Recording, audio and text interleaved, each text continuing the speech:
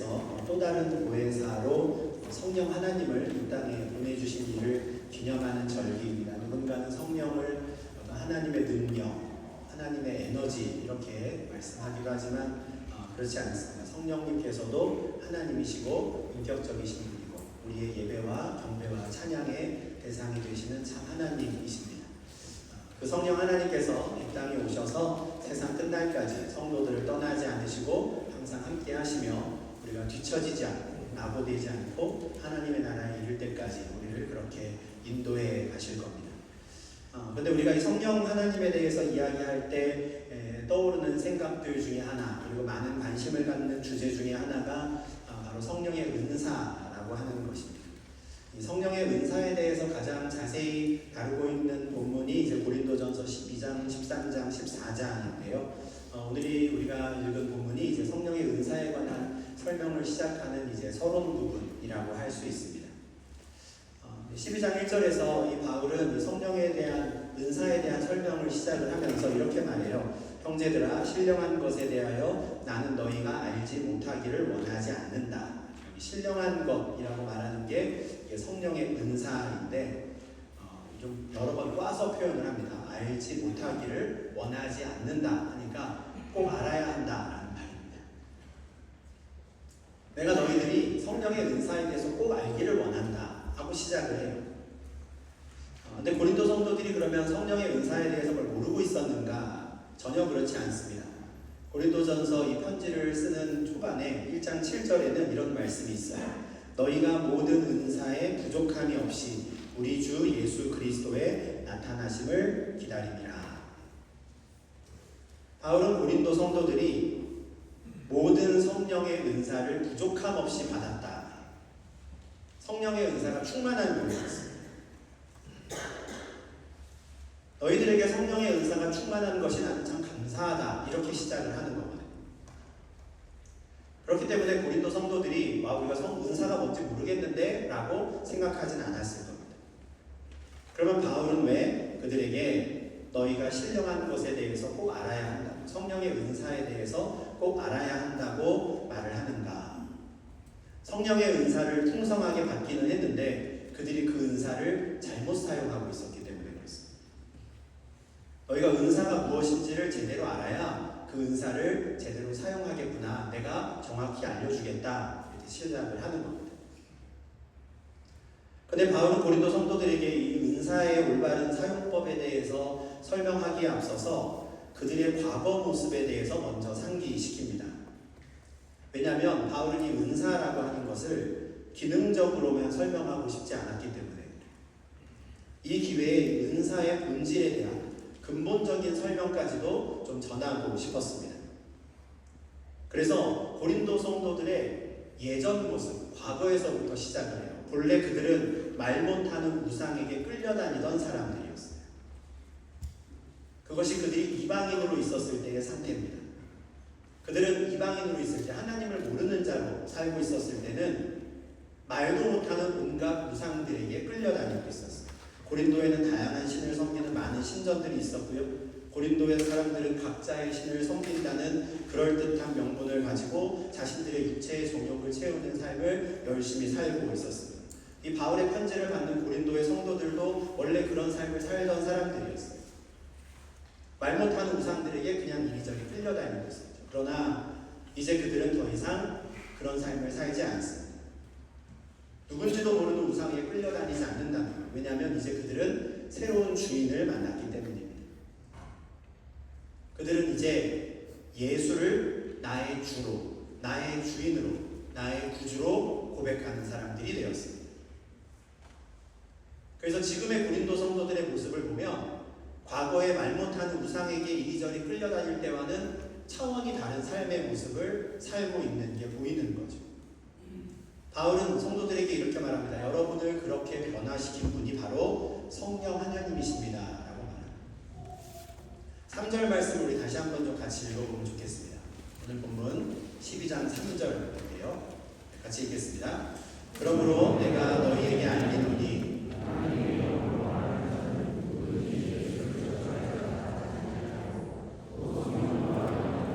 누구든지 예수를 주시라 할 수 없느니라.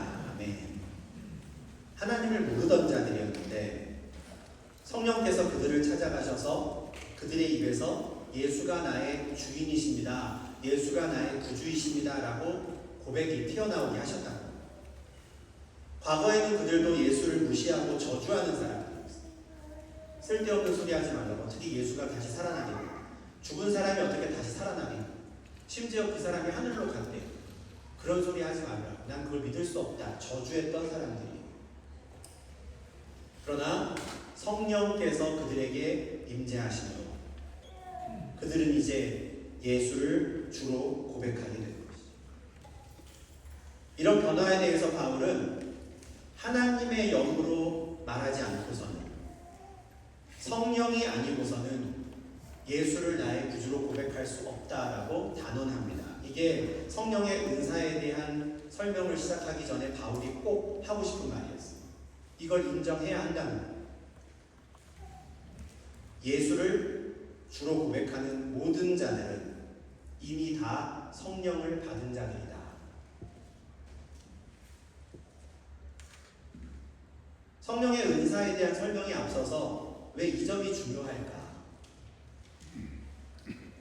성령의 은사는 사람들의 눈에 띄는 좀 특별한 현상으로 나타나는 경우가 있습니다. 우리가 나중에 좀 살펴보겠지만, 근데 그런 성령이 나타나는 모습들을 보고 그것의 시선을 빼앗기게 되면 그 은사가 나타나야지만 성령을 받은 자인가라는 생각을 하는 거예요. 성령을 받았다고 하면 저 정도는 해야 되나? 성령이 함께하는 사람이라면 이런 은사 저런 은사 정도는 해야 되는 거 아니야? 라는 생각이 드는 거예요. 아마도 고린도 교회에도 이런 분위기가 있었던 거예요. 은사들 중에서 뭐가 더 좋고 뭐가 더 나쁘고 서열을 매기고 등급을 매기고 최소한 몇 번째 은사 정도는 해줘야 성령을 받은 자. 고린도 교회 성도들 가운데 은사가 풍성히 나타났지만 그렇다고 정말 100% 모든 사람들이 다 은사를 받았을까? 그러지 않았을 겁니다. 그러면 아직 자신에게서 은사가 나타나지 않은 사람들 어떻겠습니까? 인간적으로 생각할 때 마음이 초조해지는 거죠. 나도 어서 저 사람처럼 저런 건 좀 할 줄 알아야 내가 성령을 받았다는 걸 좀 증명할 텐데, 나도 예언을 좀 하거나 병 고치는 일을 한 번쯤은 해봐야 다른 사람들이 내 신앙을 인정해 줄 거예요. 이런 생각을 하는 것이죠. 그런데 바울은 그 은사에 관한 설명을 시작하면서 은사를 가지고 그 사람이 성령을 받았는가 아닌가를 판단하는 것이 아닙니다 라는 걸 알려줍니다. 성령을 받았는가는 은사를 가지고 판단하지 않습니다. 무엇으로 판단합니까? 그 사람이 예수를 저주할 자라 하는가, 아니면 예수를 나의 주로 고백하는가. 그 고백을 듣고 그 사람이 성령을 받은 자인가 아닌가를 판단한다. 하나님의 영이 아니고서는, 성령이 아니고서는 그와 같은 고백을 할 수가 없기 때문에. 그러면 성령 하나님으로 말미암아 이미 예수를 자신의 주로 고백하게 된 사람들에게 성령께서 굳이 은사를 나타내시는 이유는 무엇일까요? 한글 성경에 제가 은사라고 번역된 단어의 본래 의미가 선물이에요. 선물. 그럼 조금 전에 제가 했던 질문을 좀 바꿔보는 게 좋겠습니다. 성령 하나님으로 말미암아 이미 예수를 자신의 주로 고백하게 된 사람들에게 성령께서 굳이 선물을 주시는 이유는 무엇일까요? 이미 예수를 주로 고백하는 사람인데, 그렇다면 이미 영원한 생명을 선물로 받은 사람인데 영원한 생명 이외에 그 사람에게 또 다른 선물을 주시는 이유는 무엇일까? 우리는 이 질문에 대한 대답을 4절부터 7절에서 찾을 수 있습니다. 이 말씀은 성령께서 주시는 이 선물에 대한 본질을 이해하는 데 있어서 참 중요한 말씀인데, 이 말씀을 보면 아주 분명히 우리가 알 수 있는 게 있습니다. 성령께서는 그 사람 개인에게 유익하도록 그 사람 개인의 필요를 위해서 선물을 주시는 건 아니구나 하는 걸 알 수 있어요. 4절부터 6절에서 바울은 교회 공동체에 대한 성령 하나님, 성자 예수님, 성부 하나님의 사역을 하나씩 구분하며 설명합니다. 거꾸로 좀 보면 좋겠어요. 6절부터 올라가겠습니다. 6절을 보시면 성부 하나님의 사역을 말해요. 성부 하나님께서 여러 사역을 하시는데 이때 말하는 사역은 한 개인의 일이 아닙니다. 교회 공동체의 사역이에요. 모든 사람 가운데서 이루시는 사역입니다. 성부 하나님께서 교회 공동체의 여러 사역을 주관하고 진행해 가십니다. 그러면 그 일을 맡은 교회 공동체가 하나님께서 자신들에게 맡기신 여러 사역을 잘 감당할 수 있도록 사람들을 구분하여 세우고 직분을 맡겨요. 그런데 그 직분을 맡기시는 분은 성자 예수님이십니다. 왜 그렇습니까? 성자 예수님이 교회의 머리가 되시기 때문에 하나님께서 계획하신 그 일을 교회의 머리 되신 예수께서 교회 가운데 각 사람을 직분자로 불러 세우시고 그 일을 하게 하시는 거죠. 그리고 예수께서 부르셔서 각 직분을 맡긴 그 사람들이 각각의 역할을 잘 감당할 수 있도록 그들에게 필요한 선물을 나누어 주시는 분이 성령 하나님이십니다. 이게 4절 말씀이죠. 바울은 교회를 통해 일하시는 삼위 하나님의 사역 가운데 성령께서 성도들에게 선물을 나누어 주신다는 말이에요. 그냥 그 사람 혼자 잘 쓰라고 주시는 게 아니고 교회 공동체가 하나님의 여러 사역을 잘 감당하도록 직분을 맡은 자들이 그 역할을 잘 감당하도록 성령께서 우리를 도우시고자 우리에게 필요한 성도들에게 필요한 것들을 선물로 나누어 주시는 거죠.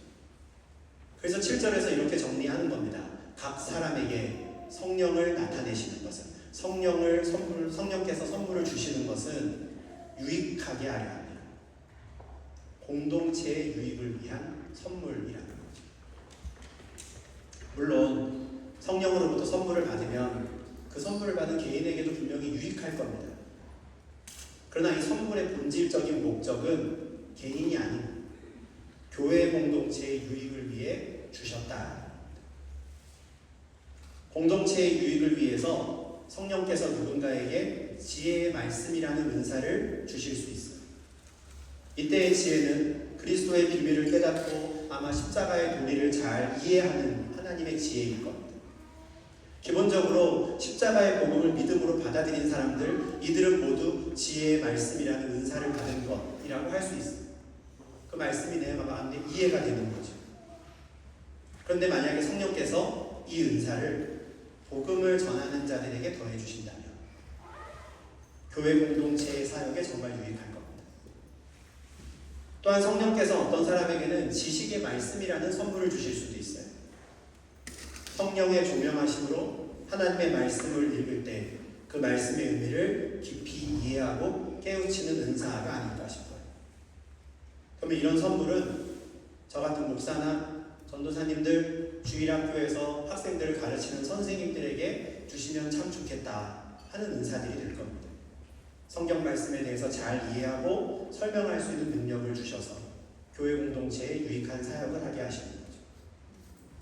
또 어떤 분들에게는 믿음의 은사나 병 고치는 은사를 주시기도 합니다. 이런 은사를 주시는 이유도 분명히 있습니다. 개인적인 차원에서 환난 중에 믿음이 흔들리지 않도록 도와주시기 위해서 이런 선물을 주실 수도 있지만 이 은사가 교회 안에서 사용되기를 바라시고 온 교회 공동체가 혹여 시험에 들었을 때 그때 이 믿음의 선물을 받은 사람들은 그래도 흔들리지 않는 믿음을 가지고 공동체를 지켜나갈 수 있겠죠. 또한 믿음이 흔들리는 형제 자매를 찾아가서 권면할 수도 있을 겁니다.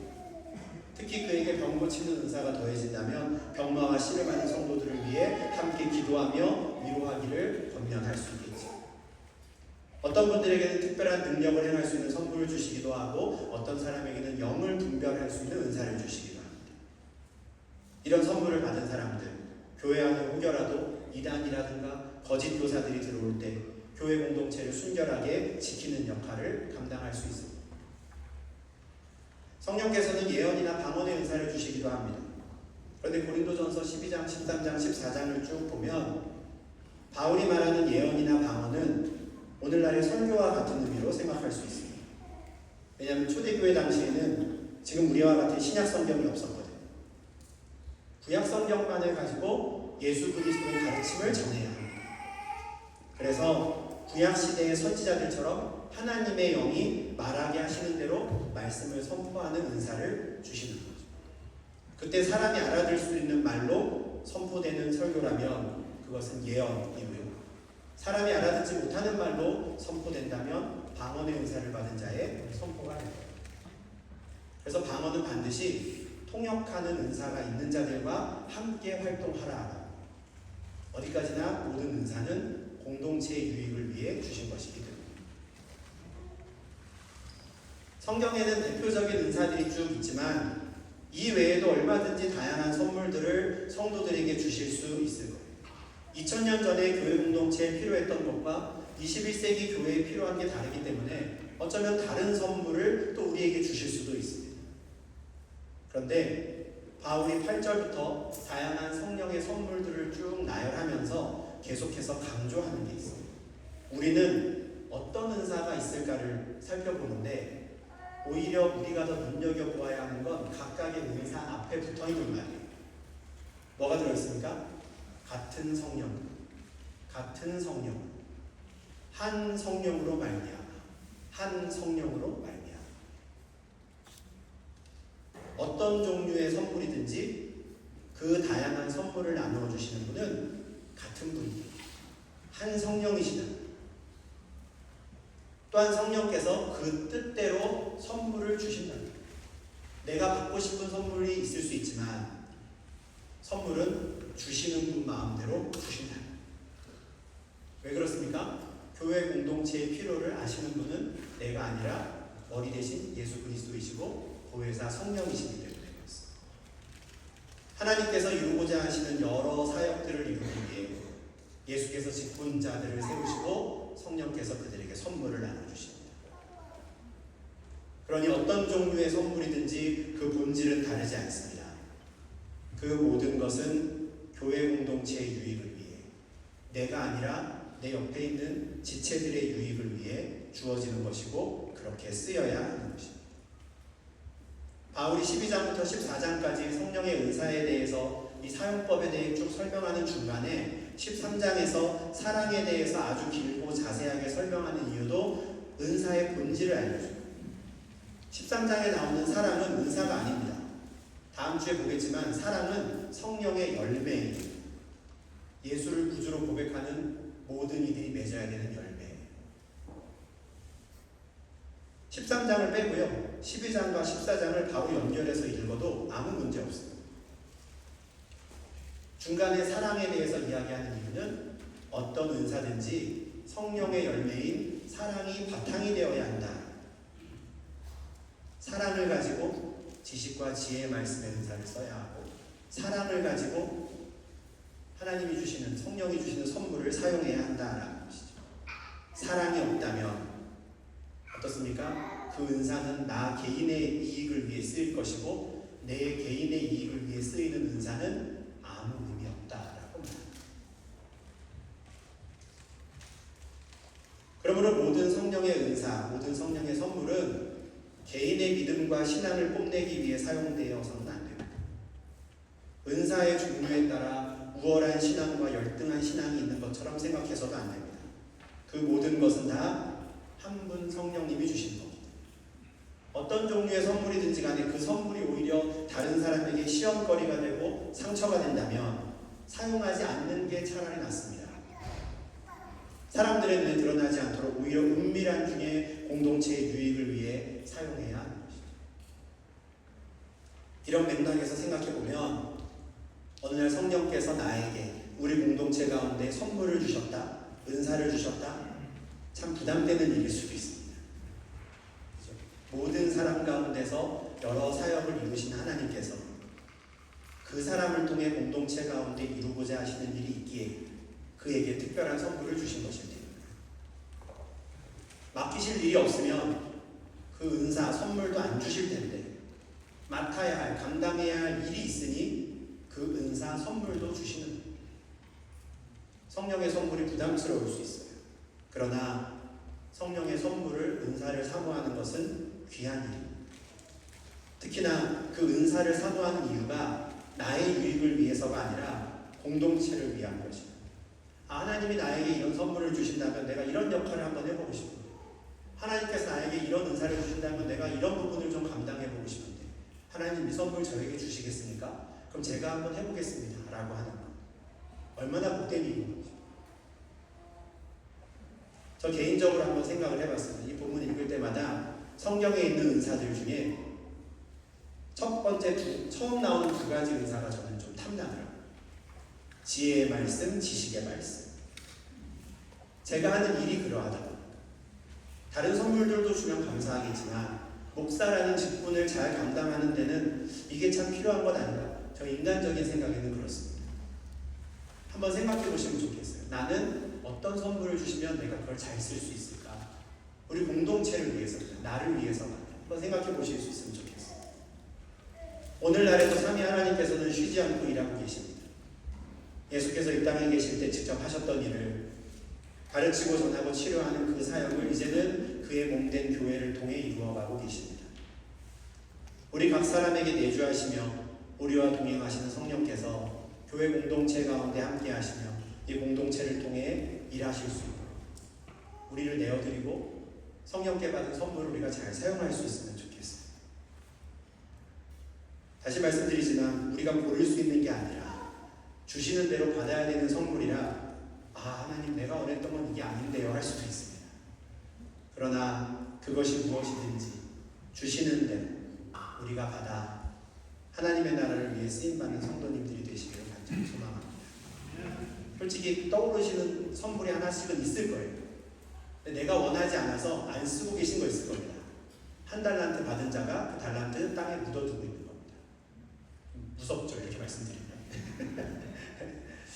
묻어둔 거 한 달란트 빼고 하나님 다른 거 주세요 하지 마시고 분명히 하나씩은 주셨을 겁니다.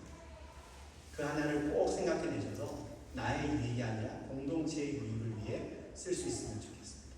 그리고 그런 은사와 선물을 쓸 때 반드시 기억해야 되는 게 있습니다. 나와 다른 은사를 받은 자라도 설령 아직 그 은사와 선물이 나타나지 않은 자라도 그도 역시 나와 같이 성령으로 말미암아 예수를 주로 고백한다면 그도 나와 같은 은혜를 받은 자이다라는 것을 우리가 인정하고 존중해야 하는 것이죠. 우리가 이런 마음으로 하나 되어서 삼위 하나님께서 그 기쁘신 뜻에 따라 나누어 주시는 그 귀한 선물을 사랑의 마음으로 공동체의 유익을 위하여 사용함으로 우리가 정말 하나 되어서 전심으로 주께 영광 돌리는 주의 백성들 되시기를 주님의 이름으로 축원합니다. 기도하겠습니다. 하나님 아버지 감사합니다. 승천하신 예수께서 성령을 보내주셔서 주께서 이 땅에 계실 때 가르치고 전하셨던 말씀들을 생각나게 하시고 기억나게 하시고 그 말씀 배운 대로 또 생각나는 대로 그렇게 행하는 삶을 순종케 하시니 주님 감사를 드립니다.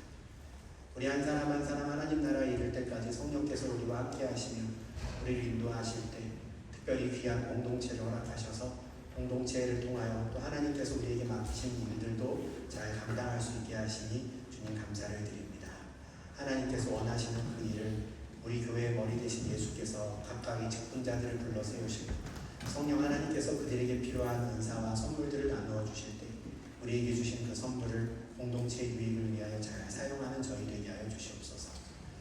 우리가 다 성령으로 말미암아 예수를 구주로 고백하게 된 줄 믿습니다. 우리가 우리를 하나 되게 하신 성령 하나님의 그 사역을 기억하며 감사함으로 우리가 받은 그 선물들을 귀히 사용하여 하나님께 영광 돌리기를 힘쓰는 주의 백성들 될 수 있도록 축복하여 주시옵소서.